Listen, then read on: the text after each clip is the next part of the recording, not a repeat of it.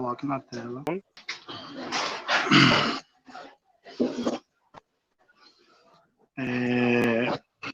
Todo mundo me ouve? Sim. Sim. Sim, coisa mais linda. Ai, gente, eu tô horroroso, meu cabelo tá grande. Boa noite, turma. Eu me chamo Alisson Reis, para quem não me conhece, tá? Peraí, que eu tô me ajustando. Nós vamos apresentar um trabalho sobre hanseníase. Como a professora já estado, né? Os alunos a Adria, a Ana Beatriz, a Cher e Larissa, né? Eu, Hélio, o João Paulo e o Márcio. O trabalho é apresentado pela instituição ANANERI, que é o curso técnico de enfermagem para a obtenção de nota na disciplina de estudos regionais.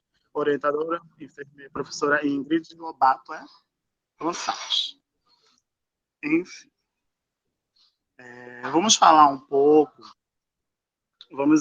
iremos abordar, né, sobre hanseníase, o modo de transmissão, período de transmissibilidade e prevenção e tratamento, além de abordar a sua origem e sua evolução durante o tempo e o seu entendimento em geral. Tá? Deixa eu só posicionar meu celular aqui, que eu não estou conseguindo.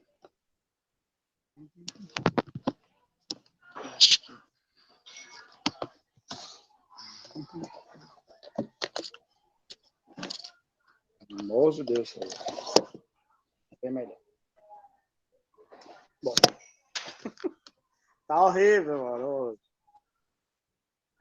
No contexto geral, iremos abordar sobre a hanseníase, o modo de transmissão e o período de transmissibilidade, prevenção e tratamento. Este trabalho... Peraí, gente, que eu tô muito com dor de garganta.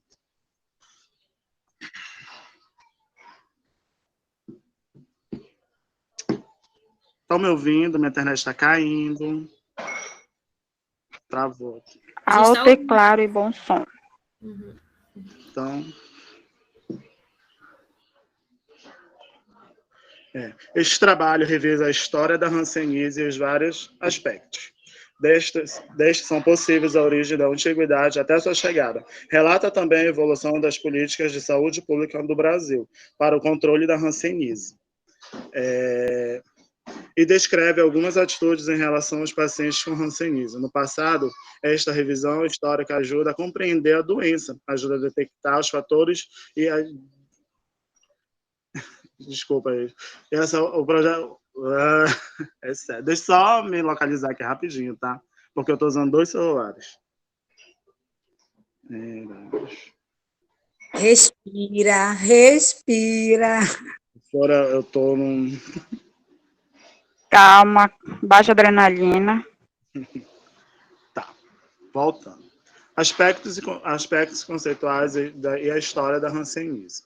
A hanseníase, também conhecida como lepra, é uma doença tão antiga quanto a história da humanidade. Caracteriza-se por ser a doença infecto-contagiosa de evolução crônica, com a via de transmissão predominantemente respiratória, sendo a sua origem etiológica ou... Eu não consigo ler essa palavra. A doença se manifesta principalmente por lesões... Voltou? A minha internet está muito ruim. Sim, voltou. Apesar da evolução do conhecimento sobre esta doença, no que se refere ao diagnóstico e os avanços na terapia medicamentosa, ela ainda é um grande problema de saúde pública mundial, principalmente em países em desenvolvimento. A hanseníase apresenta a décimo no número de casos novos. Porém, ainda encontram-se novos casos desta doença no Brasil, tornando o país com maior índice de pessoas com esta doença nas Américas. Se, eu não consigo ler essa palavra, acontece somente na pele, e a hanseníase não teria a importância que tem na saúde pública, somando-se às lesões de pele e aos agentes infectantes que apresentam Gente.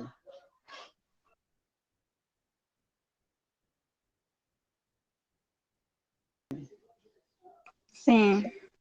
Vão me ajudando aí, que a minha internet está muito ruim hoje. Pelo fato do acontecimento no sistema nervoso periférico, surge a perda de sensibilidade e as diminuições no volume de células. Ou seja, a hanseníase é uma doença que ela é adquirida através de doenças respiratórias, no caso, pela nossa respiração. Então, contudo, ela causa perda de sensibilidades e N outras coisas que os próximos colegas vão explicar. Então, no contexto geral, a hanseníase, mais conhecida lá antigamente como lepra, ela tem assim, ela é uma história muito, muito grande, entendeu? Que nem diz aqui, a doença é tão antiga quanto a história da humanidade. Ou seja, é uma doença muito antiga, que para os dias de hoje, que nem dizem, né? Eu li um artigo de 1990, que a AIDS ela era um vírus novo, né? Que antigamente todo mundo tinha AIDS e via AIDS como um vírus novo e que daqui a 20 anos eles iam ter a cura. Isso foi em 1990, estamos em 2021. Ou seja, não houve cura. E a lepra, que é uma doença histórica, que é a hanseníase, nunca houve um tratamento específico para curá-la, e sim controlar. É assim, ela no momento da sua do tratamento precoce, né, logo no início, então consegue sim mantê-la ela curada ou não, entendeu? Mas assim, ai meu Deus, caiu de novo a minha internet, está voltando? A gente está ouvindo. Então, assim, os meninos vão falar o restante do trabalho, que vai contar, né, a abordagem epidemiológica todinha, então eu passo para o próximo aí, então eu vou me recompor aqui. Boa noite, gente, eu sou a próxima. Para quem não me conhece, eu me chamo Adria, e eu vou falar um pouco sobre a abordagem epidemiológica. Uma doença infectocontagiosa que afeta a pele e os nervos. Acontece em qualquer pessoa que esteja exposta à bactéria, causadora por muito tempo. Sua transmissão é feita pelo ar, com espirros ou tosse de uma pessoa infectada, como nosso amigo Ellison falou. É preciso uma exposição prolongada para que essa transmissão de fato aconteça. Pode demorar até 7 anos para os primeiros sintomas aparecerem. É transmitida de pessoa para pessoa, principalmente no convívio com os doentes que não têm tratamento. Ela aparece em uma pessoa que tem uma resistência imunológica mais baixa. É importante saber que os 90% da população de imunidade contra ela. Esses outros 10% que não têm imunidade é que vão desenvolver a doença e, dependendo dessa imunidade, é que vai ocorrer a variação dos tipos de hanseníase. Pode ser caracterizada como uma paucibaciliar e multibaciliar.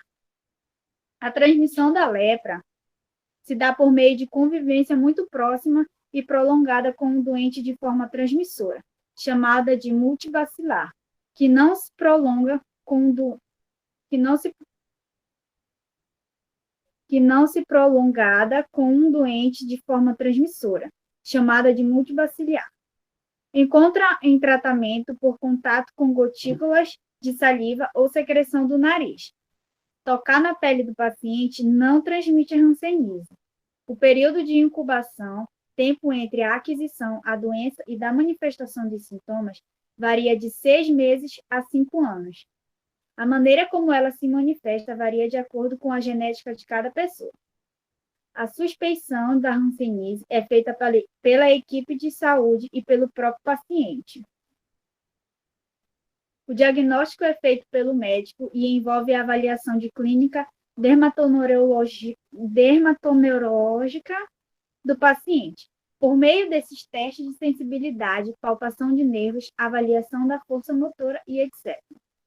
Se necessário, será feita a baciloscopia, que corresponde à coleta de serosidade cutânea escolhida em orelhas, cotovelos e lesões da pele. E ainda pode ser realizada biopsia de lesão ou de uma área suspeita. As suas classificações. Paucibacilar. Hanseníase indeterminada. Estágio inicial da doença, com um número de 5 manchas de contorno mal definido e sem comprometimento neural. Hanseníase tuberculoide. Manchas ou placas de até 5 lesões bem definidas com um nervo comprometido, podendo ocorrer neurite, inflamação dos nervos. Multibacilar. Hanseníase borderline ou diforme. Manchas e placas acima de 5 lesões com bordos, às vezes bem ou pouco mais definidos. Comprometimento de 2 ou mais nervos e ocorrência de 4 reacionais com maior frequência. Hanseníase vitorviana. Eu acho que é isso. Forma mais disseminada da doença. Há dificuldades para separar a pele normal da danificada, podendo comprometer nariz, rins e órgãos reprodutivos masculinos. Pode haver a ocorrência da neurite e eritema nodoso, nódulos dolorosos na pele. E é isso. Boa noite, gente. Eu me chamo Ana Beatriz, para quem não me conhece, e eu irei falar sobre os sinais e os sintomas da hanseníase.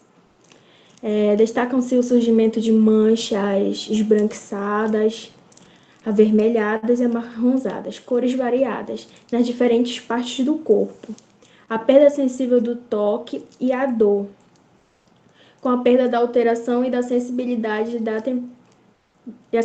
térmica, calor ou frio, que podem estar principalmente na extremidade das mãos, pernas, orelhas, no tronco e nas nádegas. Também os outros sintomas são o sumiço de pelos em certas partes do corpo, suor que para de acontecer nas regiões mais comuns, dormência em parte do corpo, caroços que surgem nas mãos e nas orelhas, formigamento nas mãos e nos pés, feridas que aparecem nos membros e dor nas juntas, diminuição da força muscular devido à inflamação dos nervos que nesse caso pode estar engrossado e dolorido, ressecamento nos olhos, febres, endemas, entupimento e sangramento, feridas e ressecamentos no nariz. A perda da sensibilidade é um dos sinais mais, importantes e que devemos mais ficar atento, principalmente quando tiver ferimento. E é isso.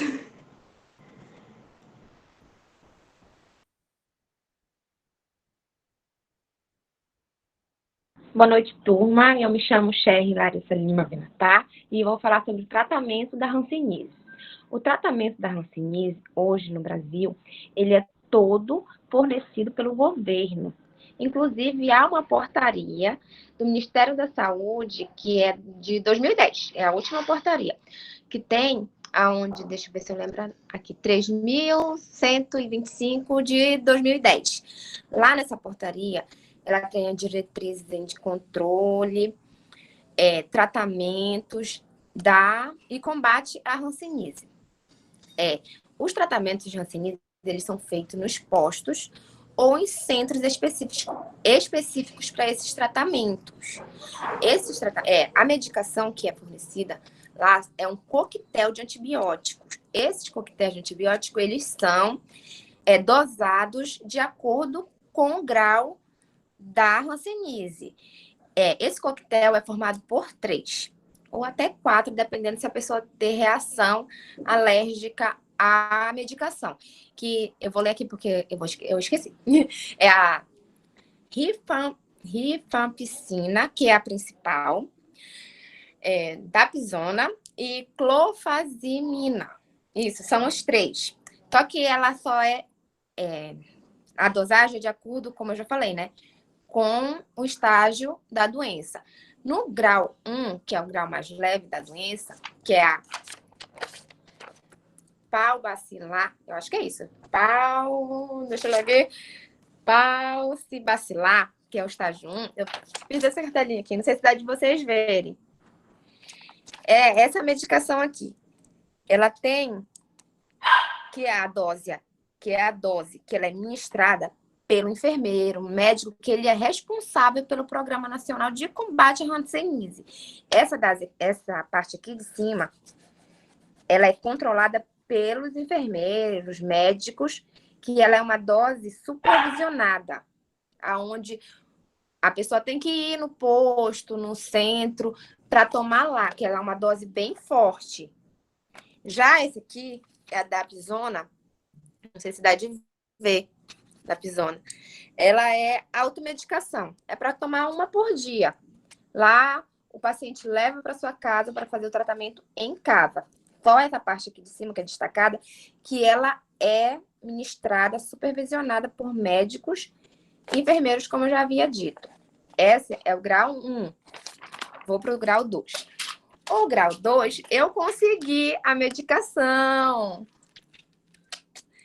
que ela é da multibacilar. Já é quando a doença já tem mais de 5 lesões no corpo. Eu esqueci de falar lá na primeira, né, que é quando até 5 lesões. Essa daqui é acima de 5 lesões. Quando tem mais manchas lesionadas, da pele está mais ferida, é passado essa daqui. Essa daqui já são os 3 antibióticos, tá?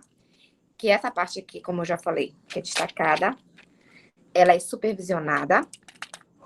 E essa parte daqui de baixo, o paciente leva. Só que essa daqui, há 2 tipos de comprimido. A Dapsona e a clofazimina.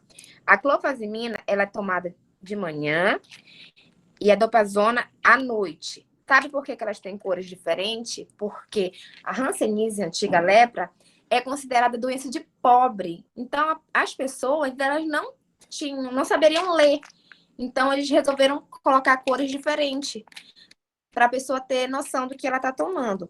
Toma de manhã a escura, à noite a branquinha, para a pessoa saber. A diferença que também há é no tempo de tratamento. A paucibacilar, que aqui é a minha fichinha, ela tem uma duração de até 6 meses. Já essa aqui pode até durar 24 meses, com doses todas supervisionadas, tá, gente? E outra coisa, toda essa medicação, ela pode causar, sim, reações, como eu já falei, né? Então, ela é trocada por outra medicação, o médico vai ver ou diminui a quantidade para evitar certas, como é que fala? Esqueci o nome. Reações, como pode dar vômito, dor de cabeça, febre. E também as doses para criança são menores, tá? Pelo fato que a criança, né, é menor a dose. E também tem algumas coisas que tem que ter relevância, que são mulheres que tomam anticoncepcional, a rifampicina junto com anticoncepcional, ela perde mais a eficácia. Então, tem que fornecer esses dados para o médico, o enfermeiro, quando você for diagnosticado com essa situação. Entendeu? Além do tratamento de medicação, que é o coquetel aí, ele também tem que estar associado ao tratamento caseiro, que é aquelas questões de limpezas, cuidado com as feridas para que elas não possam aumentar e levar, né, a um estágio mais grave, porque tomando medicação, mas tem que ter aquela questão do cuidado mesmo com as lesões do corpo, principalmente as feridinhas, né? Além do tratamento médico de medicação caseiro, ele também tem que estar associado ao tratamento psicológico, que porque é uma doença infecciosa, né? Transmissível. Então, a pessoa tem que ser tratada psicologicamente para estar preparado com preconceito, sabe que vai ter que estar um pouco mais isolado, então a pessoa tem que estar preparada. Então, isso tem que estar associado também ao tratamento da hanseníase. Deixa eu ver o que eu posso falar mais. Eu descobri uma coisa. Descobri entre aspas, né? Tem uma observação. Aqui no estado do Amapá, Em 1960, quando começaram a construir o Hospital São Camilo, poucos sabem, eu não sabia, né? Que o Hospital São Camilo foi construído pelo italiano Marcelo Cândido, porque era um hospital para fazer tratamento apenas de hanseníase. Porque ele foi uma pessoa muito boa, se misturou, foi que fez tratamento, só que, devido à região norte ser precária, ser um lugar que é distante, ter outras doenças, o hospital acabou não sendo só para o tratamento de hanseníase, né? Hoje ele é um hospital geral que cuida de tudo. Então, eu acho uma professora que é só, né? Eu acho que eu dei o máximo. Também quero dizer que lá na portaria, que eu esqueci de dizer, é todo tabelado, tá? Os tratamentos. Então, tá lá, quem quiser dar uma olhadinha, a portaria 3.125 de 2010. Tá todo o tratamento específico tabelado com as medicações. Claro que é bom consultar um médico, né? Mas quem tiver curiosidade em saber, todo da hanseníase está nessa portaria do Ministério da Saúde, certo? Então, eu vou passar para o próximo agora, tá? Obrigada.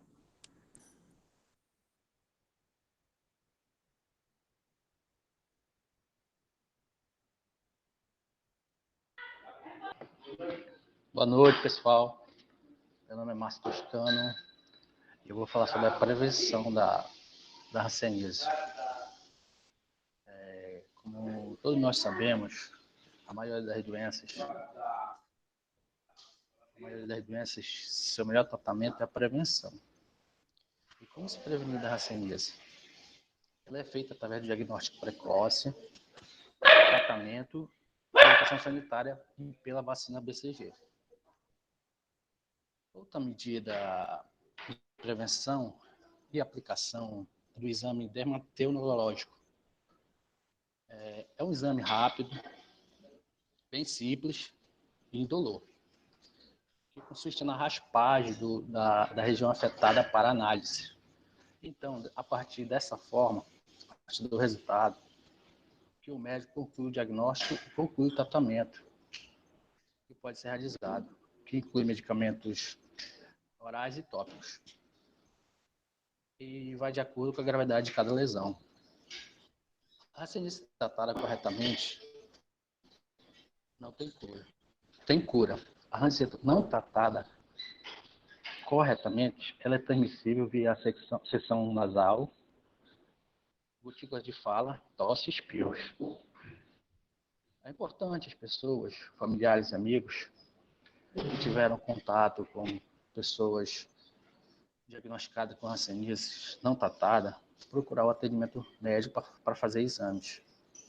O tratamento da hanseníase é gratuito na rede da unidade de saúde. E também não existe uma contraindicação para o consumo de alimentos quanto a pessoa que está fazendo o tratamento da hanseníase. Existe uma recomendação médica, inclusive a carne de porco não é recomendado consumir. E também, só para lembrar que dia 26 de janeiro é o Dia Nacional de Combate à Prevenção da Hanseníase e o Dia Mundial contra a Hanseníase. A hanseníase é uma doença muito, vamos dizer assim, que expõe a pessoa. Inclusive, eu particularmente, é um fato que eu vou narrar, eu passei por uma situação dessa. Quando eu estudava meu ensino, na época do ensino fundamental, eu tinha uma mancha próxima ao rosto. Inclusive, eu passei até por uma situação de bullying. O pessoal, meus colegas, me xingavam, chamavam de cara de mapa, aquela galada, as coisas de brincadeira, né? Então, isso, infelizmente, afeta o psicológico. Na época, minha mãe foi chamada pela direção para tomar atitude para fazer exame.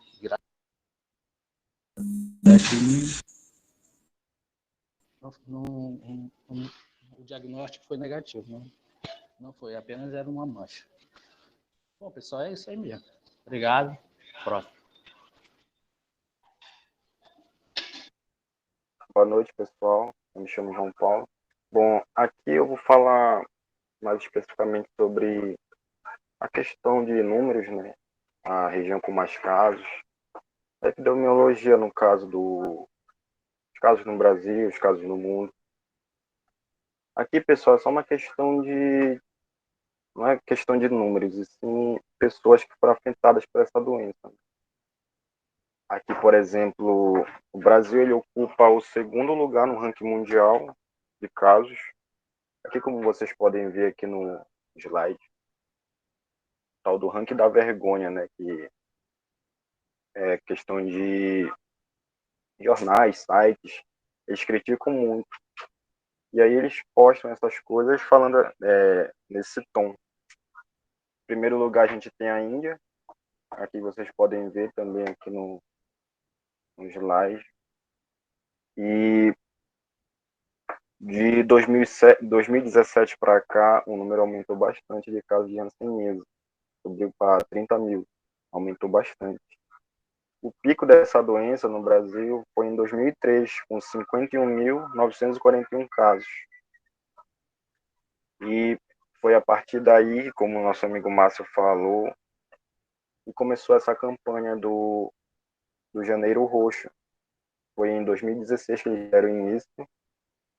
E aí veio essa campanha desde então. Aqui, pessoal, é só a questão mesmo de vocês ficarem informados no ranking e de qual lugar o Brasil ocupa no ranking mundial de casos, né? Aqui, como a gente pode ver, a Índia em primeiro e o Brasil em segundo. Enfim, pessoal, a gente deve frisar aqui para vocês que a hanseníase, ela é curável. Ela não é uma doença de 7 cabeças, graças a Deus.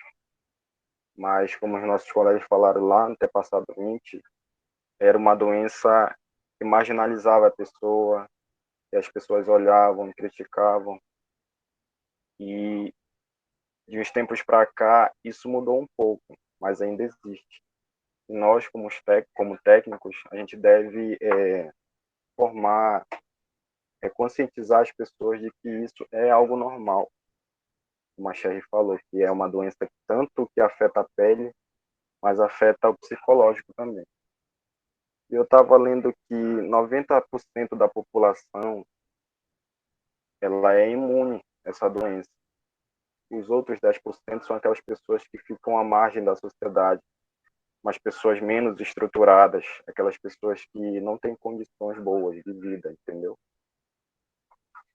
E aqui a gente deixa o nosso trabalho, professora. Eu espero que a gente tenha feito um bom trabalho e mostrar para vocês um pouco da hanseníase, da história dela. E é isso, pessoal. Obrigado pela atenção de todos, tá? Se alguém quiser falar alguma coisa do grupo aí, pessoal, tá bom?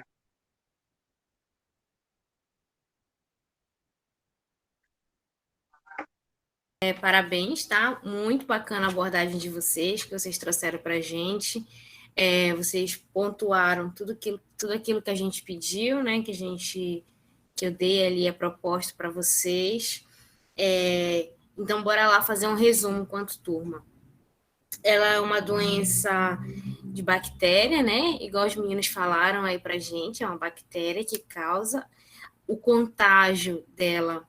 A bactéria é Bacillus de Ham ou Bacillus de Hansen, que são a bactéria tem vários tipos de formato, né? Ela pode ser em bacilos, que é igual um cilindro compridinho, ou pode ser oval também, né? E a hanseníase ela se apresenta dessa forma, de bacilos. E o contágio dela, igual os meninos colocaram para a gente, é uma transmissão por gotículas, né? Que pode ser saliva, através das mucosas.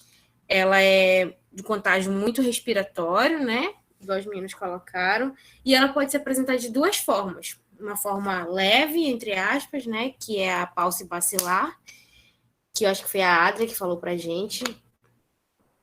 E a multibacilar, que é quando ela se apresenta, além de apresentar mais de 5 manchas, né, igual o material que os meninos colocaram pra gente, muito bom, ela também tem uma ampla multiplicação desses bacilos dentro do organismo, né? Então, a medicação, igual a Sherry explicou para a gente muito bem quanto à medicação, ela até trouxe para demonstrar muito legal para a gente. É importante a gente conhecer, né? A gente que vai atuar aí na atenção básica de saúde, é um dos carros-chefes da atenção, tá? Porque é um tratamento consideravelmente novo, ofertado pelo SUS na atenção básica. Então, é importante que a gente conheça o início, os principais, o começo dos sintomas, que, igual o Márcio falou para a gente, é uma mancha, aparentemente, que tem uma borda, que, aos poucos, essa região, ela perde um pouco a sensibilidade. A Ana Beatriz falou para a gente um pouco sobre o que vai apresentando, né? Vai perdendo ali o cabelo daquela região, se for o braço ou outra região que tenha pelos, e a própria sensibilidade mesmo. E quando o paciente chega para a gente para fazer a consulta, a gente faz alguns testes, né? A pontinha de uma agulha, esqueci a palavra. Uma ponta que seja quentinha, que tenha uma temperatura elevada, tá? Então, o paciente ele acaba perdendo a sensibilidade. Outra coisa, igual frisando o que os meninos colocaram, tem tratamento, tem cura, é isso que a gente precisa orientar a nossa população. E o João Paulo falou para a gente no final que o Brasil, pelo menos, ele apresenta uma porcentagem muito alta da população que como foi a palavra que você usou? Que tem uma certa imunidade para a doença, né? Porque a gente tem uma vacina chamada BCG, que já há muito tempo ela é adotada no Brasil, como no programa de imunização, ainda recém-nascido, né? Naqueles 3 primeiros dias pós-nascimento, que ela combate alguns dos bacilos de bactérias. Dentre esses alguns, está o da hanseníase. Mas mesmo, ela não garante imunidade 100%. Então, mesmo a pessoa que tem a marquinha lá da vacina BCG, está exposta a essa bactéria, né? A desenvolver essa doença, mas de uma forma bem diminuída. Tá legal? As minhas considerações são essas. Se alguém tiver alguma dúvida, pode falar que a gente tenta suprir essa dúvida ou contribuição. Pode tirar o slide aqui, professor? Pode, fica à vontade. Tá bom. Parabéns, meninos. Não? Então, vamos abrir para o próximo grupo. Professora, rapidinho. Pode falar. Eu só quero aqui deixar meus agradecimentos à secretária de saúde que me emprestou a medicação para me mostrar aqui. Isso que eu vi, Sherry. Que amanhã eu vou devolver, porque é uma medicação restrita, onde tem que haver o cadastramento. Então, amanhã eu vou devolver. Perfeito. Porque assim, professora, como é um tratamento... Muito boa sua ratificação. Perfeita, um tratamento, né? Que é bem específico, então tem que ter uma autorização para pegar essas medicações. Sim. Eu estou impressionado pela Sherry ter conseguido que achei o máximo. A farmacêutica, ela não é de bom tom. Eu fui no Hospital da Serra, fui na secretaria, pedi explicações. Eu já achei legal ter a imagem para a gente conhecer a cartela, né? Aí da posse vacilar, eu falei, nossa, bacana. Aí quando ela puxou a cartela, muito bom. Eu vou ver, porque é uma medicação cara e importada. Sim. Por isso que eu falei que eu não ia nem... Vou botar no grupo a minha devolução. Nunca imaginei que a Sherry ia conseguir isso. Mas enfim, professora, eu agradeço aos colegas que realmente eu estou extremamente cansado, estudei, mas a gente fica assim atarantado nessa coisa e vai fazendo, vai falando. Me perdoe a turma se eu deixei alguma coisa a desejar, tá bom? E boa noite, esse foi o nosso grupo. Grupinho do Bolinha. Meninos, fiquem à vontade, tá? Do grupo 7, tuberculose. A Andréia, o Jones, a Jéssica, a Victória, a Maria Arlete e a Laine. Pode dar início? Calma aí, estão me ouvindo? Sim. Sim. Vou tentar comunicar colocar o slide aqui, peraí. Tá bom, fica à vontade. Deixa eu só colocar o slide que a gente vai dar início, tá bom, professora?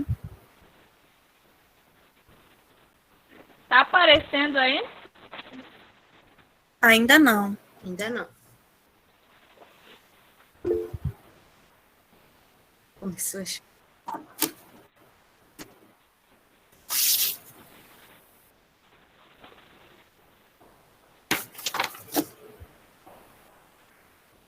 Peraí. Agora tá aparecendo.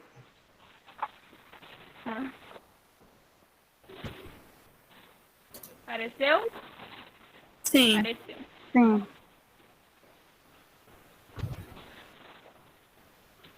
Bom, professora, boa noite, né? Boa noite a todos. Vamos dar início aqui à nossa apresentação, nosso trabalho, como a senhora já falou. Os integrantes do meu grupo são eu, Vitória, a Andréia, a Arlete, o Jones, a Jéssica e a Laine. Então, o nosso tema, como já está aí no slide, vai ser tuberculose.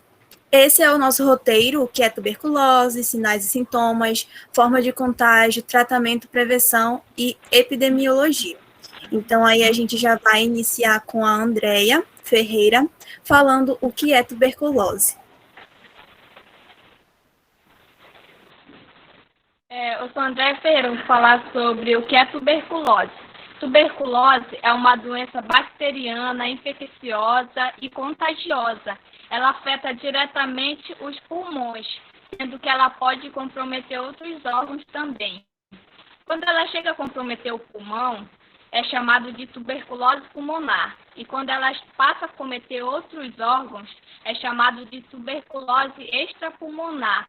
Ela pode ser latente ou ativa. Como assim latente? É quando a pessoa adquire a bactéria, mas a bactéria não passa a se multiplicar, a pessoa não vai apresentar sintomas. E ativa é quando a bactéria já passa a se multiplicar, aí as pessoas vão começar a apresentar sintomas, a bactéria ela vai começar a desenvolver os sintomas na pessoa, a doença vai começar a se manifestar.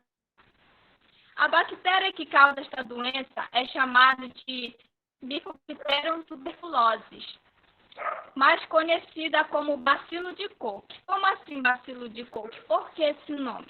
Porque ela foi descoberta em 1882 por Robert Koch.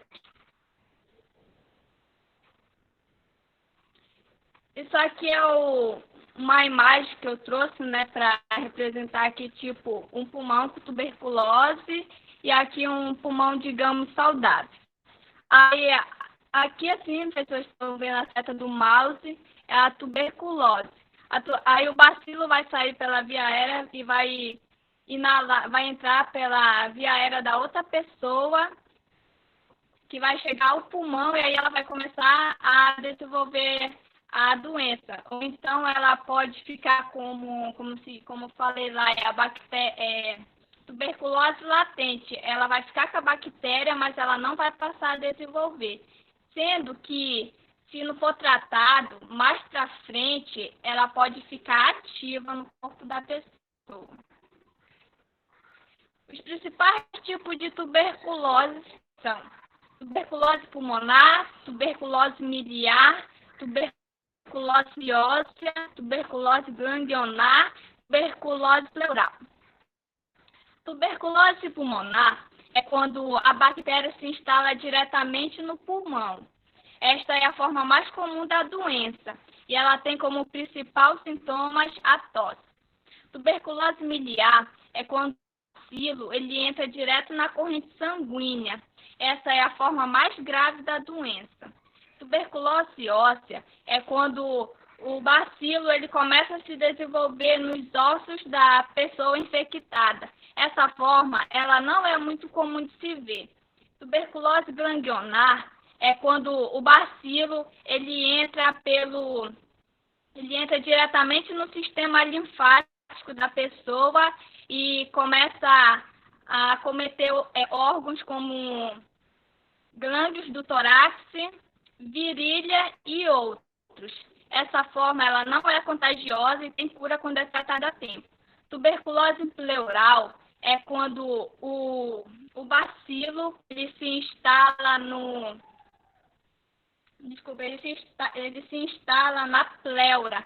Essa forma ela não é contagiosa também. Eu vou estar passando para Victoria Camille, está falando sobre os sintomas da doença. Bom, como a André já falou, né, eu sou a Vitória, e vou estar falando um pouquinho sobre os sinais e sintomas. Então, vamos lá. Eu trouxe aqui, né, a definição de sinais e sintomas para a gente entender melhor. Sinais é o que podemos ver. Sintomas é o que a pessoa sente, mas como assim? A gente pode entender também como sinais que é as manifestações que são observadas por outras pessoas. E muitas das vezes, através dessas manifestações, desses sinais, o profissional, né, juntando tudo, ele acaba até mesmo tirando o que será, qual é aquele sinal, de qual doença, o que ele pode diagnosticar. Mas, claro, não só apenas observando, também fazendo a realização de exames. Sintomas é o que a pessoa sente. Então, acaba sendo a queixa de que uma pessoa está sentindo, como febre, tosse, eu estou sentindo febre por 3 semanas, estou sentindo muita tosse, e enfim, fica atento aos sinais e sintomas. Então, aqui já até trouxe alguns sintomas, né, da tuberculose, como tosse por mais de 3 semanas, a febre vespertina, que basicamente é uma febre, né, que ela acaba sendo diária, acima de 38 graus, e ela acaba aparecendo ali no cair da noite. Dificuldade para respirar, o suor noturno, dor torácica e cansaço, a fadiga. Bom, fiz, né, as minhas pesquisas e resolvi trazer para vocês os principais sintomas da tuberculose. Então, vamos lá. Tosse por mais de 3 semanas, expectoração de sangue, como a gente fala, né, quando a gente tem a tosse e vem junto com o nosso escarro, como popularmente a gente chama de catarro, vem uma quantidade de sangue. Ela pode ser pequena ou ela pode ser em grande quantidade. Dor ao respirar e ao tossir, ou dor no peito, fadiga, febre, suor noturno, arrepios, perda de apetite, sensação de falta de ar, perda de peso e ronquidão ou dor na garganta. Isso também a gente acaba chamando, né, a tuberculose laríngea, que muitas das vezes acontece essa ronquidão, essa dor na garganta devido às lesões em que a laringe está, em que ela se encontra. Então, ela acaba dando essa ronquidão, dando essa dor de garganta. A gente também,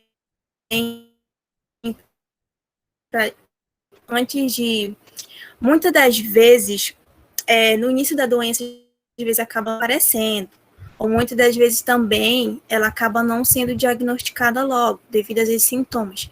Ela acaba sendo diagnosticada depois de realizações de exames, né, de rotina. A gente pode também citar que a tosse, ela é um principal sintoma da tuberculose pulmonar. E muitas das vezes, ela pode até se agravar, principalmente nos indivíduos fumantes, porque devido às substâncias nocivas do cigarro, né, acaba aumentando a quantidade de muco, né, a gente até falou o que é muco, umas aulas passadas, então aumenta a quantidade dele e acaba irritando as mucosas, em que acaba estimulando muito a tosse. Então, acaba sendo vista como um fator preocupante em fumante. Também ela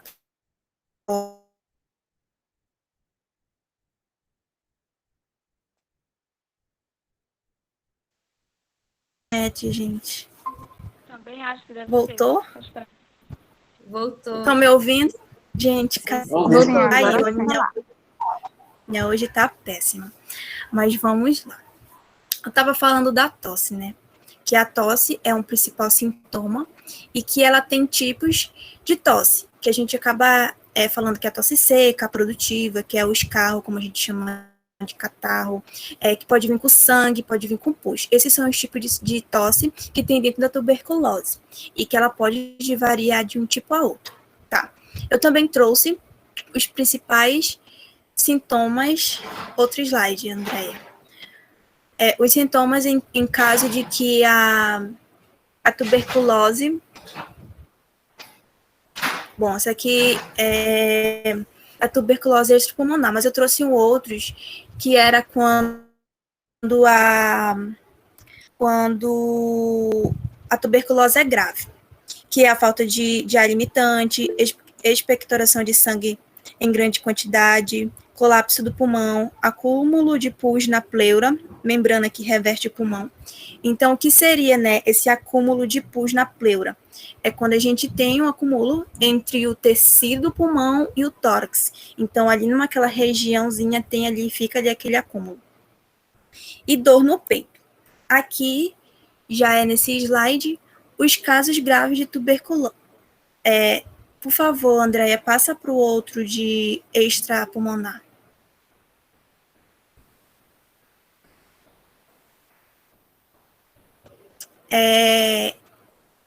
Não é esse. Isso. A tuberculose, a amiga Andréia já falou, ela pode ser pulmonar, e também ela pode afetar o pulmão, e também ela pode afetar outros órgãos, em que a gente acaba também definindo como tuberculose extrapulmonar. Pode afetar os ossos, os intestinos. Mas, muitas das vezes, esses sintomas, eles já vão ser mais relacionados ao órgão afetado. Ao órgão afetado. Pode colocar aí, Andréia, por favor, da tuberculose extrapulmonar.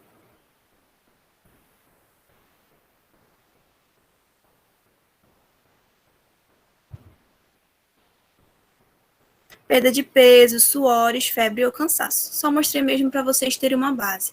Mas muitas das vezes os sintomas são mais relacionados ao órgão afetado mesmo. O que a gente pode também abrir um parêntese, vou dizer assim. Tem pesquisa, né? Tem pessoas que perguntam que a tuberculose, tem tuberculose infantil? Sim, tem tuberculose infantil. E são os mesmos sintomas. A maior preocupação é que se perguntam, é o mesmo sintomas? O que acontece com a criança? São os mesmos sintomas em que vocês viram aí. E também a gente pode adicionar mais um sintoma, que é o aumento dos gânglios, as ínguas, né? E para isso, existe também o mesmo tratamento que vai ser falado mais um pouquinho à frente. E... deixa eu ver. Tá. E é basicamente isso, professora, tá? Eu falei um pouquinho dos sinais e sintomas, e agora eu vou passar para a nossa próxima amiga aí.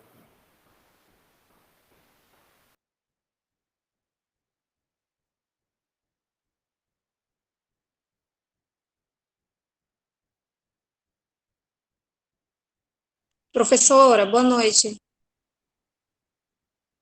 A senhora está me ouvindo? Só para deixar claro, professora, eu acredito que o próximo colega deu um problema de internet aqui, professora. A minha, né, graças a Deus está boa, mas os outros colegas todos a conexão caiu, tá dando para a gente ver aqui, né? Tá só eu e a Vitória aí, inclusive a colega que mostra, que estava passando o slide, ela caiu a conexão dela também. Eu estava até explicando aqui, eu até fiquei mais nervosa ainda, porque caiu, e eu não sei se saiu aí para vocês. Aí eu olhei aqui, porque eu estou vendo os dois celulares, e aí até que eu me bananei aí, mas em relação mesmo à internet. Sim, caiu um pouquinho, mas voltou. Logo a gente conseguiu compreender o fio da meada da sua explicação. Mas a colega que ia falar, ela colocou aí no chat que ela não está falando, eu acho que ela não está ouvindo, né, que caiu. E aí a gente pode passar para o próximo. Eu tinha conversado um pouquinho mais cedo com ela, ela disse que se caísse a internet poderia passar para o próximo e depois ela retornaria até voltar à internet dela.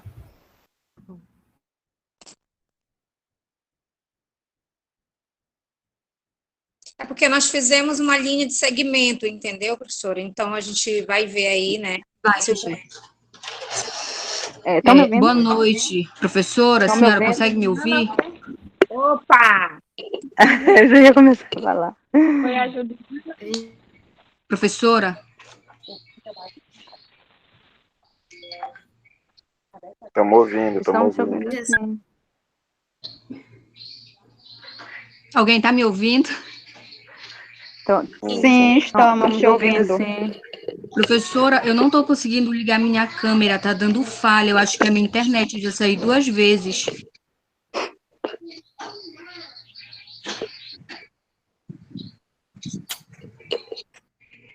Posso prosseguir com ela desligada, professora? Pode sim, Jéssica. Tá bom. Boa noite, pessoal. Me chamo Jéssica. Agora eu vou falar um pouco sobre a transmissão da tuberculose. A transmissão ocorre por vias respiratórias, através da inalação de aerossóis, produzidos pela tosse, pela fala ou pelo espirro de um paciente que está com tuberculose ativa pulmonar ou laríngea. Então, não são todas as formas de tuberculose que tornam a pessoa doente bacilífero. O que seria um paciente bacilífero? É aquela pessoa que tem a baciloscopia positiva na coleta do escarro e que está transmitindo bacilo em formas específicas que transmitem, tem formas específicas que transmitem mais frequentemente a infecção pela tuberculose. Principalmente... Alguém está me ouvindo? Sim, estamos ouvindo. Normal. Ah, tá. Já que já tinha Pode caído. continuar.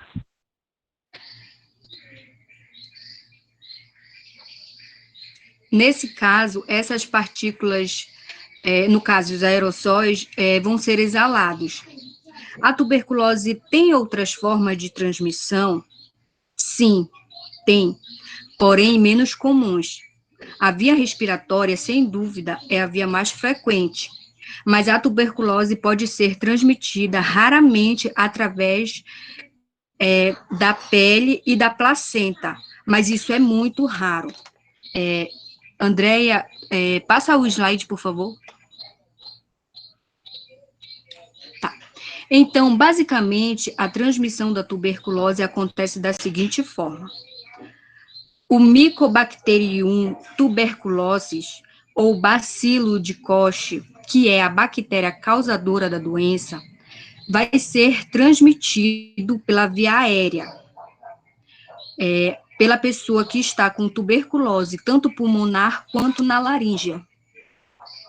Essa pessoa que está doente vai eliminar os bacilos no ambiente, eles serão chamados de caso-fonte, e vai transmitir esse bacilo a outra pessoa, por exalação de aerossóis, que são partículas que vão ser oriundas da tosse, da fala ou espirro da pessoa doente pela tuberculose.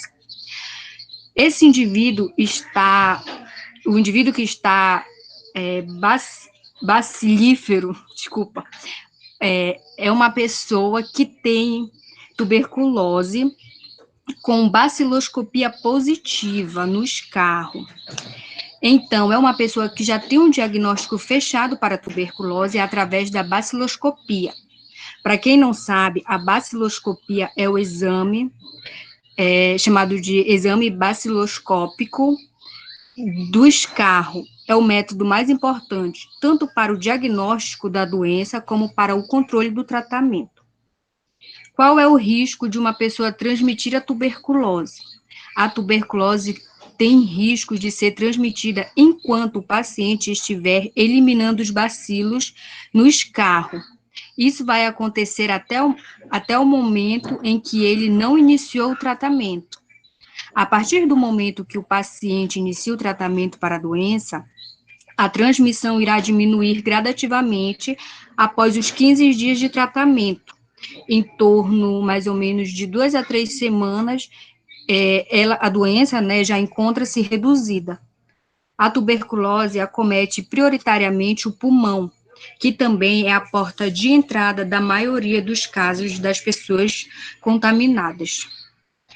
Bom, professor, é isso. Me desculpe eu não ter conseguido ligar minha câmera, que a internet está uma bênção. Agora eu vou passar para a colega Arlete, que ela irá falar um pouco do tratamento da tuberculose.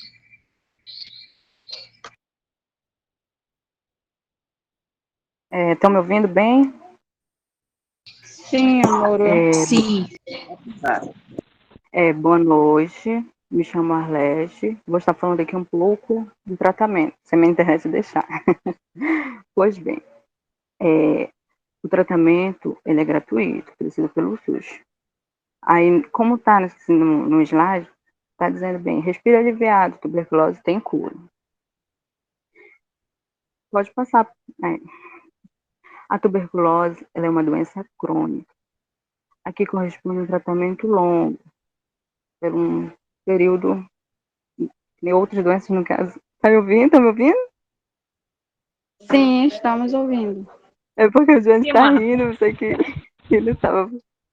Sim, desculpa, vou voltar. A tuberculose é uma doença crônica, aqui corresponde a tratamento longo. A terapia inicial para formas não resistentes é feita com 3 ou 4 fármacos. São eles a isoniazida, a pirazinamida, a rifampicina e o último que é o etambutol, administrados em associação uma vez ao dia. A tuberculose é uma doença grave, porém curável, em praticamente 25% dos casos novos, por ser uma moléstia infecciosa causada por uma micobactéria. Ela deve ser tratada com antimicrobianos, com ação bactericida. As características da mesma exigem alguns fundamentos do tratamento medicamentoso. No caso, a associação de fármacos, eles previnem a multiplicação de germes naturalmente resistentes.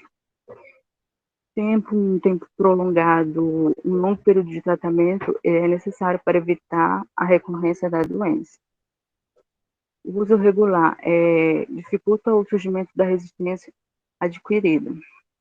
A associação medicamentosa adequada, as doses corretas e o uso por tempo suficiente, com supervisão da tomada dos medicamentos, são os meios para a persistência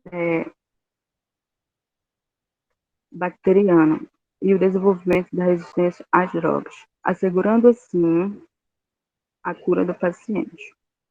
Os 2 objetivos do tratamento são interromper a transmissão da tuberculose, tornando os pacientes não infecciosos e prevenir a sua mortalidade, curando-os. Curando dos... só um momento aqui. Tá, desculpa. Dos bacilos da tuberculose é eliminada a resolução dos sintomas e o paciente se torna não infeccioso. A fase de manutenção ela é necessária para a eliminação das microbactérias resistentes e prevenir a recidiva. Tá, o que quer dizer prevenir a recidiva? É tipo ser mais saudável, o que puder, controlar o peso, estar se exercitando regularmente e manter uma boa alimentação, no caso, comer mais fruta, mais salada, mais legume. Isso pode estar ajudando muito a reduzir o risco da doença voltar. Além, é claro, de estar prevenindo não só essa doença de voltar, mas assim mesmo como outras doenças. Porque a gente se alimentar bem, fazer exercício faz bem, não só até mesmo para o corpo. Aí, no Brasil, o esquema mais utilizado é o esquema básico, recomendado para todos os casos novos de qualquer forma de tuberculose, exceto a meningite, consiste no uso de rifampicina, a isoniazida, a pirazinamida e o etambutol, por 2 meses na fase intensiva. E a de rifampicina e isoniazida por 4 meses na fase de manutenção. A dose dos fármacos varia com o peso da pessoa em tratamento. Conforme o peso, é a dosagem. Para as pessoas com meningite, o esquema é semelhante ao básico, mas a fase de manutenção tem duração de 7 meses. Tá? Porque tem a meningite tuberculose. É uma infecção das meninges, membranas que envolve o cérebro e a medula espinhal, decorrente de uma tuberculose não tratada corretamente. Pode dar meningite tuberculose. Outros esquemas estão disponíveis para o caso de resistência ao esquema básico ou de efeitos colaterais graves às medicações. Como assim, efeitos colaterais graves às medicações? Os efeitos colaterais, no decorrer do tratamento dessas doenças, elas são raras. Porém, mas no entanto, como são utilizados antibióticos por um período de tempo longo, por muito tempo, às vezes é possível o surgimento. A gente não pode estar descartando a possibilidade de efeitos secundários, tais como náuseas, vômitos, perda de apetite, diarreias frequentes, e entre outros, febres, entre outros.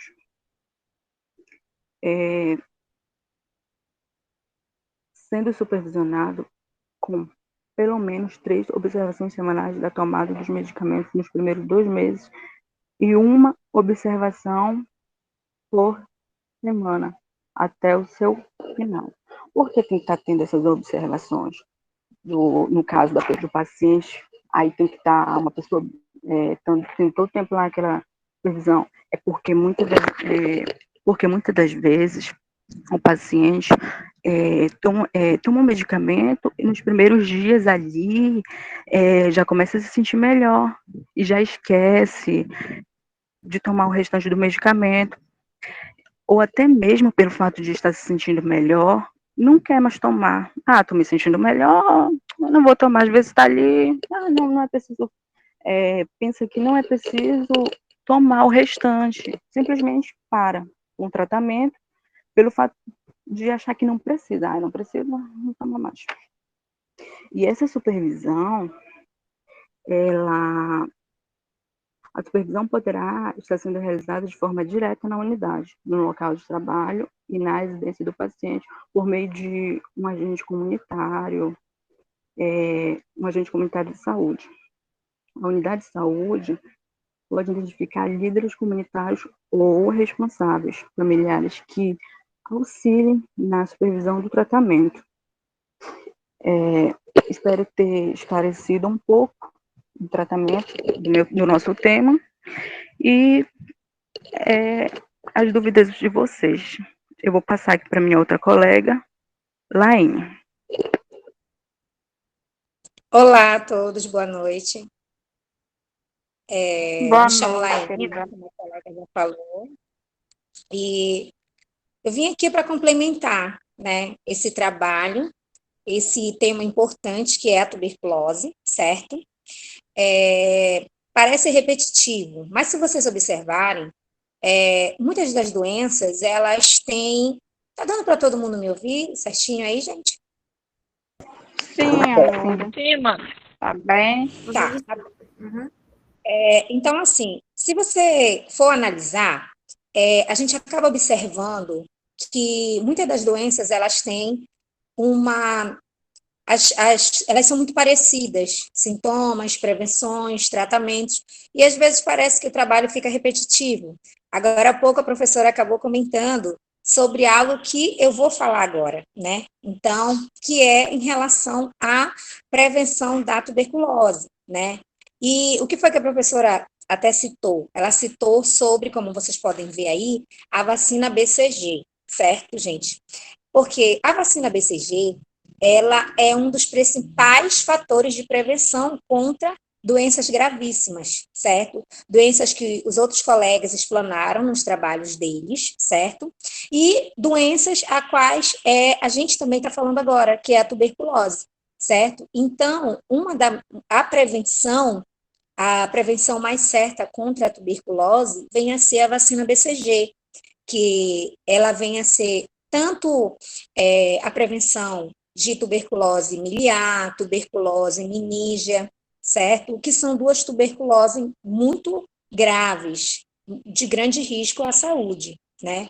E a BCG, ela é uma vacina ofertada pelo SUS, que é o Sistema Único de Saúde, né? Aconselha-se que essa vacina ela seja tomada logo após o nascimento da criança, certo? Mas existe um prazo máximo, né? De 4 anos, 11 meses e 29 dias, que a criança pode estar sendo levada pelos pais para tomar.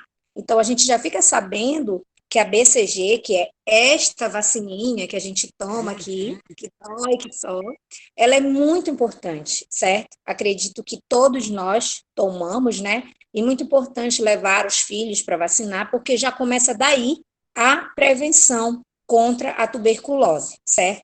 A tuberculose miliar, ela é um tipo de tuberculose que ela tem um grande risco à vida, né? Ela ocorre quando um grande número de bactérias se desloca pela corrente sanguínea e se dissemina pelo corpo, certo? E a meníngea, a tuberculose meníngea, agora há pouco a colega também explanou um pouco sobre ela é uma infecção das meninges, certo? Aonde envolve a membrana do cérebro, né? E a medula espinhal.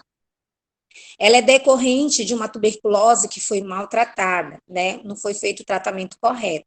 Então, é muito importante que, além de muitas outras, esses dois casos de tuberculose, eles são muito importantes. E vale ressaltar que ela não é eficaz contra a tuberculose pulmonar, certo? Então, isso é muito importante. Falar da tuberculose, assim, estudando, a gente pode se aprofundar e perceber a importância, tanto que no dia 24 de março é considerado o Dia Mundial de Combate à Tuberculose. Por aí nós podemos tirar a importância de se cuidar, né? É uma doença muito séria. Estima-se que 1/3 da população mundial esteja infectada com o bacilo da tuberculose, certo? Aonde resulta em 8 milhões de doentes, né? E 3 milhões de mortes anuais. Então, a tuberculose, ela precisa, sim, ser tratada, ser olhada, diferenciada, porque é uma doença muito séria. Ela está entre as 4 maiores doenças contagiosas nos seres humanos, certo? Qualquer pessoa, gente, ela pode ter a tuberculose, certo? Mas, diante dos estudos, a gente pode analisar que a tuberculose, ela vem também ser mais frequente em famílias de situações precárias, porque uma das maneiras de prevenção em relação à tuberculose vem a ser a questão de alimentação, vem a questão de higiene, a questão de ambiente, a moradia, né? E como nós sabemos, às vezes as pessoas de situação precária fica muito difícil se adequar a esse tipo de situação, né? E aí eles vêm a ficar nessa linha de frente mais próxima da doença, certo?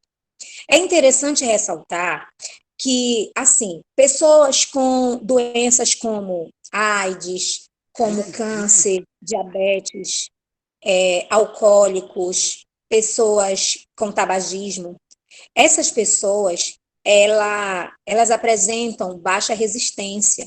Então, elas também têm que ter esse cuidado maior, porque existe essa possibilidade de adquirir a doença, né, por causa da baixa resistência. Então, é muito importante ter muito cuidado. Outra forma que pode ser dita também que é uma prevenção, porém é uma prevenção secundária, é a questão do antibiótico, né, o isoniazida, acredito que a pronúncia seja essa, né, porém ela só é recomendada para pessoas que já convivem com pessoas que têm a doença, né, tanto no âmbito do trabalho ou em casa, certo? Porque ela vem a ser menos tóxica uma medicação menos tóxica, ela venha a ser mais eficaz e também mais barata, certo? Então, acho que falar da prevenção da tuberculose é falar de exercícios físicos, uma alimentação saudável, como eu acabei de falar para vocês. O trabalho acaba englobando tudo aquilo que os colegas também estão falando, porque quando se faz a análise de prevenção, você acaba observando isso, né? Então, evitar cigarros, drogas, bebidas alcoólicas, todos esses cuidados, porque, como já foi dito, a bactéria, ela se torna mais resistente quando ela encontra uma imunidade mais baixa. Então, é muito importante que a gente possa cuidar com hábitos alimentares saudáveis, né? Então, esses são todos os métodos de prevenção mais próximos que a gente pode estar encontrando para cuidar da tuberculose.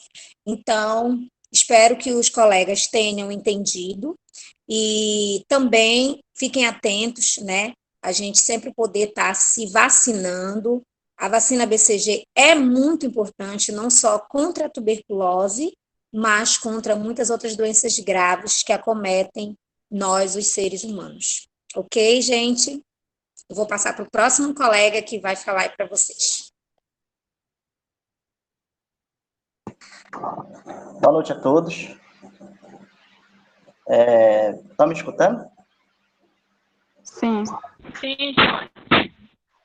Ah, tá. Sim, Então, vamos lá, pessoal. Então, pegando o gancho aqui da colega Quilaine, a gente vai falar um pouco da tuberculose, mas nesse caso a gente vai falar da epidemiologia, né?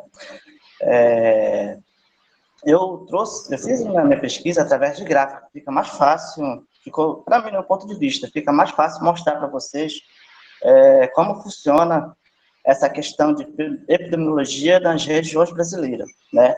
A gente vê nesse gráfico aqui, um gráfico que é elevado até 20,60%, né? A gente vê aqui, e a gente vai falar sobre esse gráfico, que mostra a porcentagem de casos confirmados de tuberculose no Brasil, entre 2013 a 2017. Entre os anos de 2013 a 2015, a porcentagem de casos diminuiu, voltando a aumentar em 2016 a 2017, como mostra no gráfico aí, né? A gente vê que em 2013 a gente está com 20,15%, 2014, 19,72%, já teve uma baixa bem considerável, em 2015, 19,67%, já em 2016 a gente tivemos esse aumento. A gente vai explicar já o porquê disso, né? 2016, tivemos 19,98%. Em 2017, tivemos 20,47%, quase o teto máximo desse gráfico aí, né? Então, vamos lá explicar o porquê desse aumento, né? Um dos principais fatores que podem ser correlatos ao aumento dos casos de tuberculose no Brasil, em 2016 a 2017, é a coinfecção pelo vírus da imunodeficiência humana, que é o HIV, né? Essa coinfecção é responsável por fragilizar o sistema imune do indivíduo, facilitando a entrada do organismo oportunista. Foi que a colega Elaine acabou de explicar aí, né? Quando esse bacilo da tuberculose pega uma pessoa com a imunidade baixa, ele vai agredir muito essa pessoa, né? Principalmente as pessoas que estão acometidas com o vírus do HIV, né? Entre outros aqui pode ser falado aqui, como ela disse, sobre a questão do alcoolismo, a questão das drogas, a questão da nutrição da pessoa, né? E o indivíduo também pode representar fatores atrelados a esses fatores que eu falei aí, agora há pouco, né? Então, se a colega puder passar para o nosso próximo gráfico aqui, a gente ficaria grato. Então, a gente vai falar agora sobre esse gráfico número 2 aí, né? Que mostra a porcentagem de casos confirmados de tuberculose nas regiões do Brasil, entre 2013 a 2017. Aqui nesse gráfico a gente vê que a região sudeste tem a maior porcentagem de casos confirmados, seguindo pela região sudeste, nordeste e sul, enquanto a menor está no centro-oeste e norte do Brasil. Aí, às vezes, a gente se pergunta, mas por que está a região nordeste, sudeste e sul? São onde tem mais casos de tuberculose no Brasil. A região sudeste apresenta a maior população por região, e muitos de seus municípios possuem alto índice de desenvolvimento humano. Tá aí um dos motivos, né? Algumas aulas atrás, a gente conversou com a professora, que ela falou que algumas cidades têm aquelas multinacionais, aquelas grandes empresas que atraem pessoas de outras regiões, de outras cidades, em busca de melhoria, em busca de trabalho, que já na cidade dela não tem, então vai em busca de melhoria. E nesse caso, o Nordeste, o Sudeste e o Sul são regiões atrativas, né, porque oferece um emprego, então as pessoas vão atrás dessa melhoria de vida. Muitas dessas pessoas não conseguem o objetivo na vida, né, o objetivo que elas foram atrás nessas regiões, e acabam ficando nessas regiões, até mesmo por não ter condição de votar pela sua cidade natal, ou a sua região, né, ficam por lá, e o que acontece?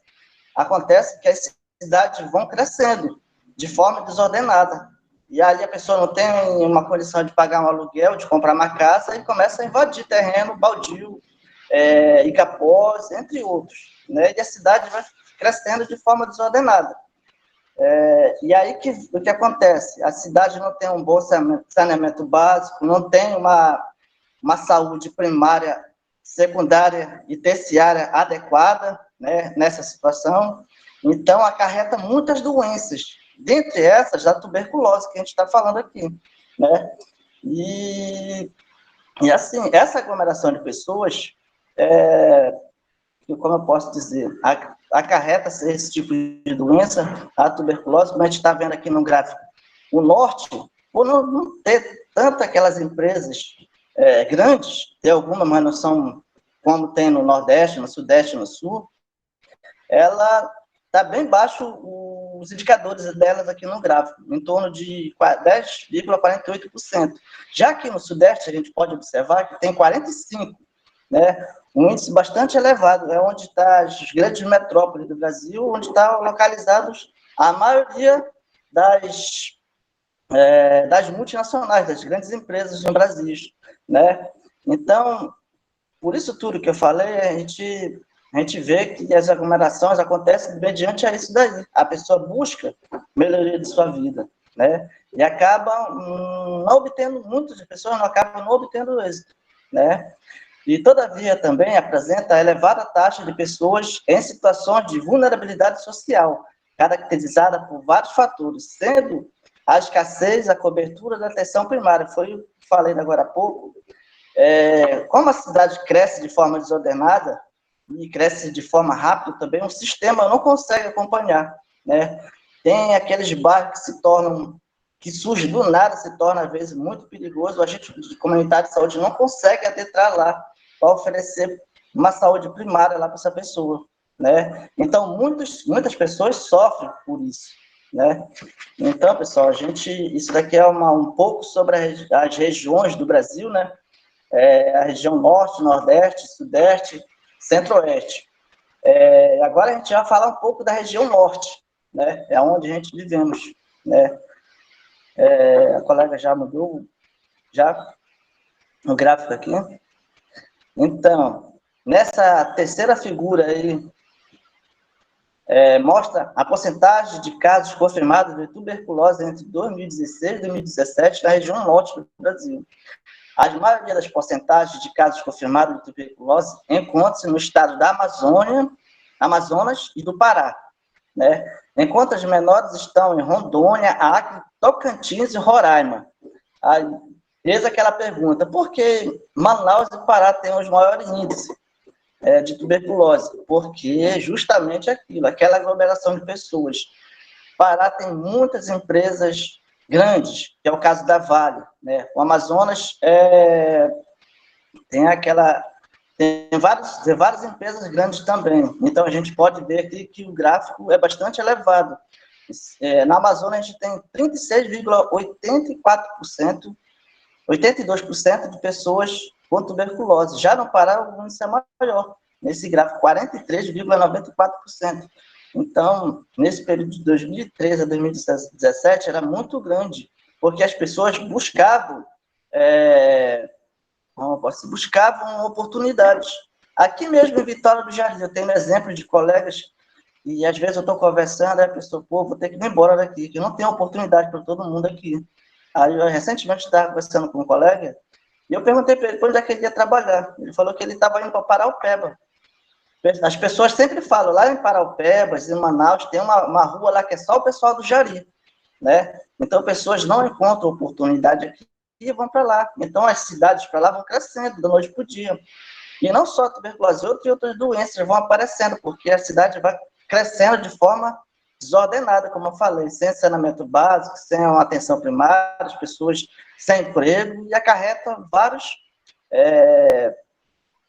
como posso dizer, várias defasagens desse tipo aí, né?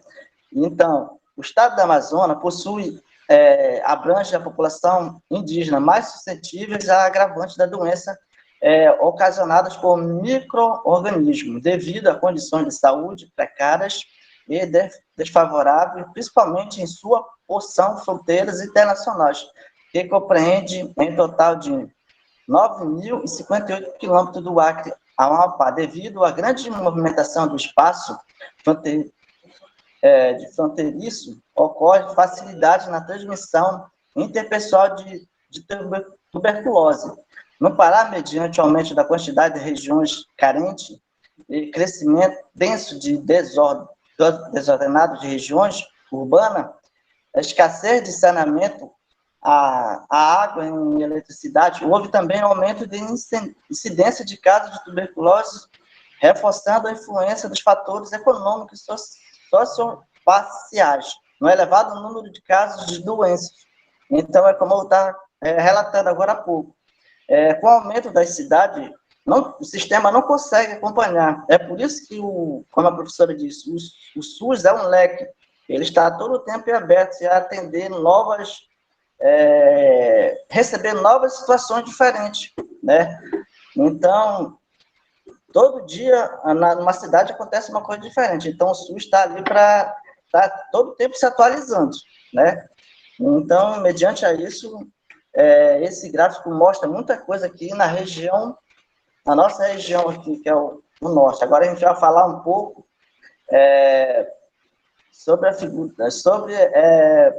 sobre o nosso Amapá, que é onde a gente mora, né? Que é o gráfico 4, né? Aqui no gráfico 4 mostra... Pode passar, Cláudio. Aqui no gráfico 4 mostra a porcentagem de casos confirmados de tuberculose no estado do Amapá, né? Entre 2013 a 2017. Entre os anos de 2013 a 2015, houve pouca diferença do aumento e diminuição de casos confirmados, de 2015 para 2016. Ocorreu um aumento de porcentagem em 2017. Manteve-se próximo ao número percentual, próximo ao ano de 2016. Então, aqui na Amapá, a gente pode ver, né?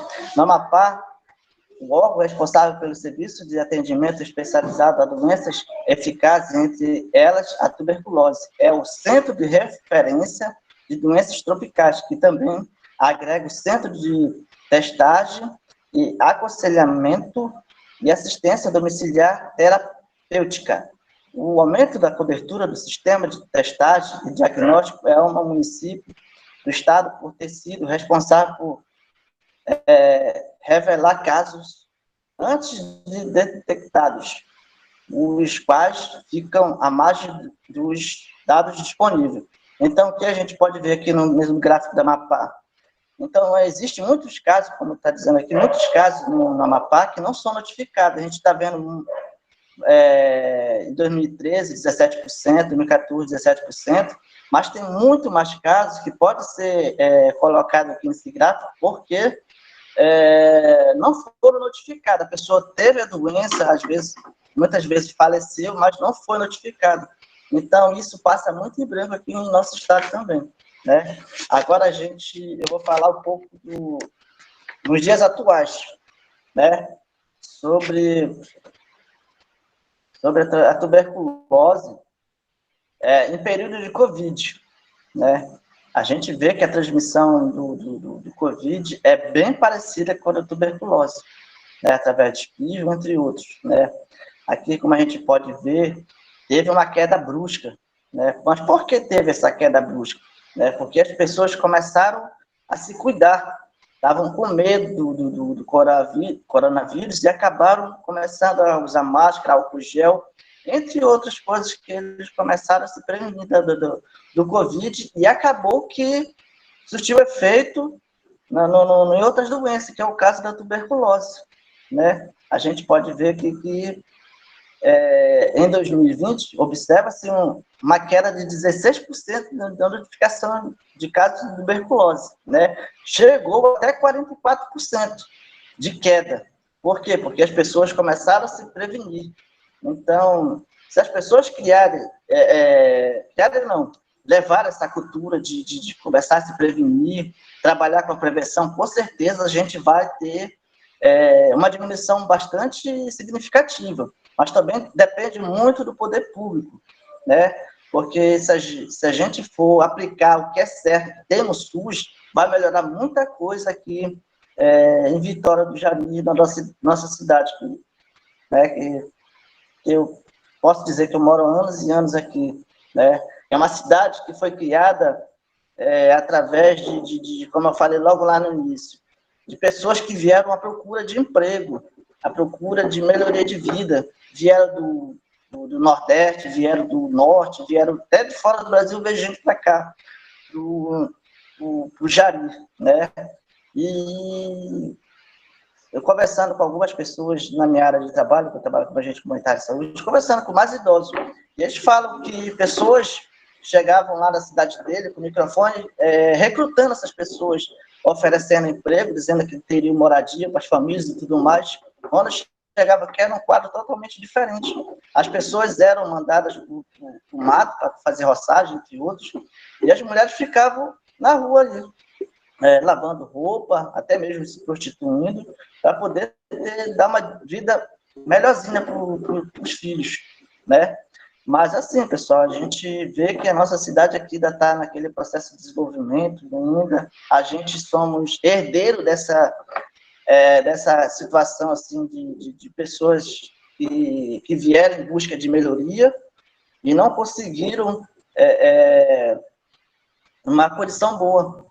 Então, começaram a atravessar, que eles chegavam na cidade, mentiram para as pessoas, chegaram aqui, eu tenho Casa Monte Dourado, Vila Muguba, que são distrito considerado padrão, né? E aí foi surgindo Laranjal e Vitória do Jari, né? De forma desordenada, sem saneamento básico. Agora que a gente está começando a dar um pontapé inicial de melhoria, mas é muito, muito pouco mesmo. A gente vê que o saneamento básico aqui em Vitória do Jari é quase que nulo, né? Em Laranjal também já tem uma basezinha, mas não chega a 50% ainda. Eu acho que deve girar em torno de 30% de pessoas com saneamento básico. Então, precisa melhorar muito para que esses casos, esse tipo de doença, como a tuberculose, entre outras doenças tropicais, não venham afetar nós aqui, né? Então, pessoal, é basicamente isso que eu queria ofertar, né, para vocês. Espero que tenha sido claro. Agradeço a todos e desejo uma boa noite a todos, tá bom? E eu acredito que a colega vai dar mais um ênfasezinho no final, aí, tá ok? Boa noite. Eu vou estar só fazendo um breve resumo do básico sobre tuberculose. O que é? Que é a infecção crônica granulomatosa, que ela pode desenvolver sintomas, como a Vitória falou, de tosse prolongada, mais de 3 semanas, febre, surdores. A prevenção é a vacina BCG, mas também vocês podem ter outros meios de se proteger também, como estar em ambientes ventilados, ter uma boa alimentação saudável. Pode ser feito o diagnóstico através de raio-x, de teste de Mantoux, teste de escarro, que a transmissão é através da gotículas, quando a pessoa está falando, tosse ou então espirra, que sai o bacilo de Koch, aí a outra pessoa vai inalar, que vai diretamente para o pulmão, de lá ela vai se disseminar. E também o tratamento, que é feito através do medicamento isoniazida, etambutol, pirazinamida, rifampicina. E é isso, isso daqui foi o nosso trabalho. Eu não sei se alguém mais do grupo vai querer falar alguma coisa, senão eu quero estar terminando aqui, agradecendo a cada um que se dedicou a estar fazendo sua pesquisa, ajudou de todas as formas a montar o trabalho. Eu agradeço a cada um aí de vocês. Uma boa noite a todos, que é a ficando professora já.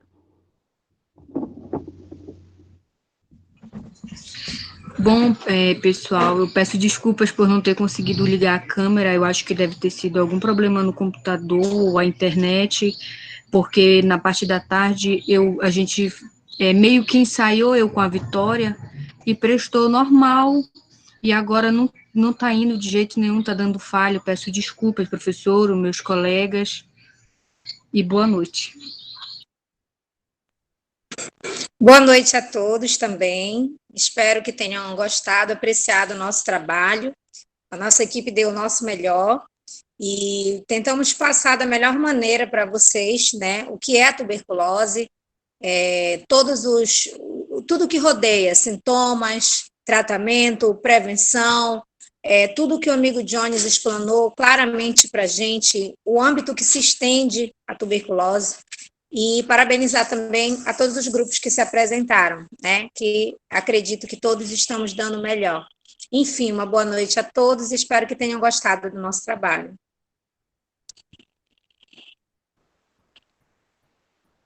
Boa noite, meninas. Muito legal, viu? Muito legal.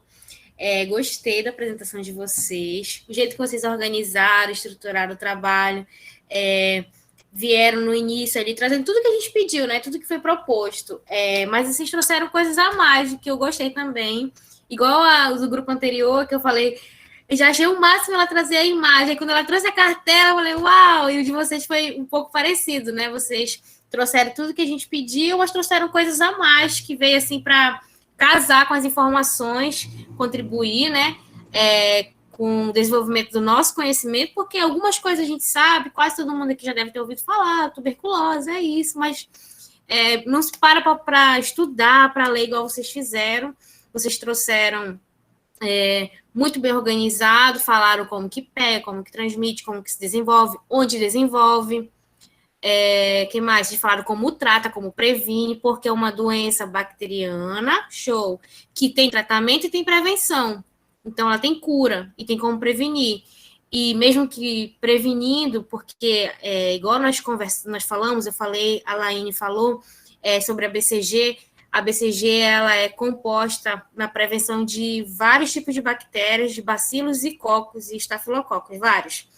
Os principais, tuberculose e hanseníase. Tuberculose até mais. A carga bacteriana dela de proteção é até maior do que a hanseníase, se for comparado. Mas acontece ainda de a gente vacinado desenvolver, pegar. Porque, igual os meninos explicaram muito bem, a Laine, o Johnny falou, todo mundo falou muito bem quanto à nossa proteção imunológica, né? Então, mesmo que a gente esteja vacinado, mas por algum motivo desenvolvi uma outra doença em que baixa a minha imunidade, existem diversas doenças que baixam a nossa imunidade, aquela herpes zoster, várias doenças que baixam a imunidade. Mesmo que não tenha nenhuma doença, mas a gente passa, às vezes, por períodos em que está com muito trabalho, muita coisa, e acaba não dormindo direito, não comendo direito, não fazendo atividade física, igual os meninos falaram, e influencia diretamente na nossa imunidade.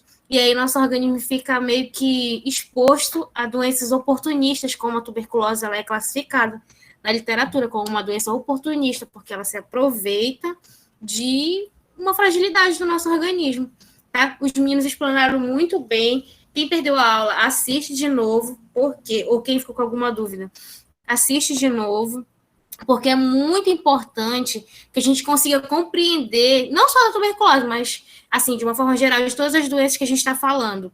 Por que ela é considerada uma doença negligenciada? Os meninos falaram.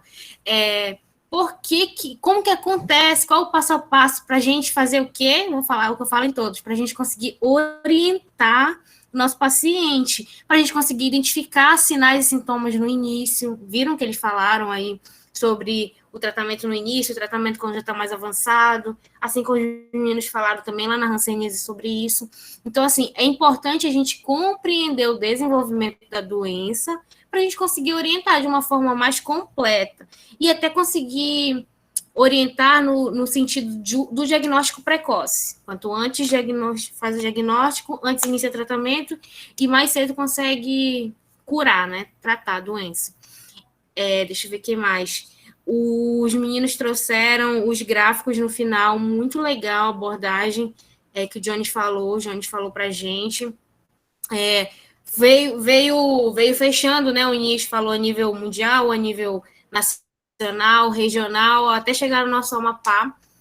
Fez um comparativo com a Covid, porque sim, o contágio é feito de uma forma muito parecida, né? Por gotículas. Inclusive, só para reforçar, da principal prevenção, formas de prevenção para tuberculose é o uso da máscara, a que a gente bate mais cabeça com as pessoas que já são diagnosticadas, porque eles não têm hábito, não tinham. Agora, a partir da Covid, a gente pede a Deus que eles passem a ter hábito de usar máscara, porque o paciente era diagnosticado, fazia tratamento, mas toda vez que ele chegava na UBS, chegava sem máscara. E aí ele está sem máscara, se ele estiver ali com aquela alta carga, igual os meninos falaram, ainda transmitindo, ele está contaminando geral. Se alguém no caminho dele tiver com a imunidade baixa, ou tudo aquilo que a gente já falou, vai estar propício a pegar, a desenvolver a doença. Então, assim, é importante Ou a gente até orientar. mesmo encontrar algum conhecido pelo meio da rua e começa a conversar muito próximo e a outra pessoa não sabe, acaba expondo o outro ao risco, né? Exatamente. Muitas pessoas não sabem. É uma doença que não, enquanto ela está no início e tal, ela não aparenta muitos sinais e sintomas, né? Para que a gente olhe, olha, ela está com doença. Não é igual a Covid, igual os meninos colocaram, né? Bem parecido. Então, assim, muito importante a gente compreender como que pega, como que passa, como que desenvolve, como que trata, como que previne, para a gente conseguir orientar. Tá? Até para a gente conhecer mesmo. Então, parabéns, meninas, foi muito legal. Eu gostei muito, me sanou todas as dúvidas. Conforme vocês iam falando, eu anotando uma dúvida, e lá na frente o colega respondia. Pode falar. Pode falar, André. Eu tive um tio, né, que ele pegou tuberculose, só que ele não falou ninguém da família, só falou para um amigo dele. Caramba. Aí o amigo dele também não contou para ninguém da família. Aí o amigo dele só foi contar para a família quando ele nasceu. Puxa vida. Que ele trouxe as fotos que mostrou lá que ele ficava só já usando as fraldas, né? Mantido no aparelho respiratório lá para ele, que ele não conseguia mais nem respirar direito, só através do aparelho. Sim. Foi afetando vários órgãos, né? Então, assim, sim. Falta muito para a população de forma geral informação sobre a doença. É uma doença muito antiga, igual os meninos que apresentaram, eles leram, com certeza Eu acho que informação tem até demais, porque até quando a gente vai em UBS, essas coisas sempre tem cartaz. Eu já vi muitas campanhas publicitárias, tanto na televisão quanto no rádio. O que falta não é nem informação, é a população se conscientizar. É isso que está faltando, porque em cada UBS, em cada unidade de saúde, hospital, a gente encontra aqueles quadros, aqueles panfletos. Desde quando eu era pequena, eu sempre via nos postos, nos hospitais, isso. Então, o que está faltando é conscientização. Mas para haver conscientização, a população 100% precisa estar informada. E não é todo mundo que vai na unidade. Quem que vai na unidade? Quem tem criança pequena, que faz consulta de rotina, quem tem hábitos de fazer consulta, quem está no período de vacinação. Então, infelizmente, a nossa população não tem hábito de realizar a atenção primária, que é a atenção preventiva, da atenção básica. A nossa população, de forma geral mesmo, falando de homem, de classe trabalhadora, de idosos, não tem hábito de fazer consulta de rotina, de ir na unidade, e acaba passando batido, porque, igual a Isnaia colocou para a gente, é feito muita campanha, é feito muita informação, mas ainda, nunca é demais, tá? Ainda é necessário que seja fortalecido mais ainda, tá bom? Tanto prova, né, professora? Oi? Tanto prova que agora, com a questão do coronavírus, né, com o Covid, a TV, os rádios, né, as propagandas na rua, elas têm sido feitas direto, e mesmo assim ainda existem pessoas que não têm consciência, né? Eu acho que em muitas outras situações que essa falta de costume de fazer exames de rotina, de ter essa atenção, né? Ela acaba que, quando a pessoa vai se cuidar, porque surgiu algum sintoma, já está até grave, né? Então, é muito complicado. Em casa mesmo, nós passamos uma situação de saúde onde, se tivesse acontecido o exame de rotina, um entendimento melhor, talvez não tivesse acontecido, que foi em relação ao meu pai, né? Então, que hoje em dia os homens, eles têm essa coisa, muito preconceito também. Eu acho que os homens ainda mais são mais difíceis, né, de estar nesse cotidiano de tratamento, de ir procurar ajuda, por preconceito um pouco, né, professora? Eles têm mais esse preconceito, né? Como, por exemplo, a gente pode citar a questão da próstata, que hoje em dia os homens, né, têm essa... E é uma coisa que hoje em dia tem que ser levado muito a sério, e tem várias outras maneiras de se fazer o teste, de se cuidar, né, que não é como antigamente. E os homens ainda têm muito essa situação, né? Então, acho que tuberculose... É justo. Aí, às vezes, a falta de informação, às vezes, ela deixa essa brecha para que aconteça muitas das coisas, e quando a pessoa vai se cuidar, né, já está bem avançando. Isso mesmo. Então é isso, galera. Parabéns, tá, por os grupos de hoje, e amanhã a gente vem de novo para mais grupos, tá bom? Botem o nome de vocês aqui no mensagenzinho de conversas, tá bom? De presença. E até amanhã. Mandem o PDF no grupo, tá bom? Os grupos de hoje. Tá bom, professor.